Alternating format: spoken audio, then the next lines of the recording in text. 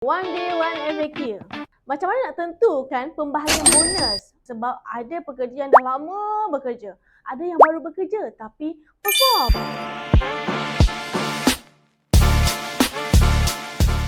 Jawapannya adalah bonus ni, you all kena faham satu, bonus ni adalah bergantung pada budi bicara syarikat. Dia tak ada dalam akta.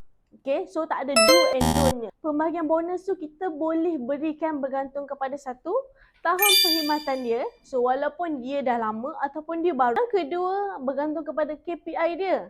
Dia achieve target ke tidak. So sebab ada orang dah bekerja lama tapi tak perform. So kita tengok pula KPI dia macam mana. Ada orang yang baru bekerja tapi perform. So kita tengok pula KPI dia. So mungkin dia rendah dekat bahagian tempoh perkhidmatan tetapi dia bagus dekat bahagian KPI. Yang ketiga adalah kita kena tengok juga dari segi isu disiplin. Dia ada isu disiplin ataupun dia datang lewat ke tidak.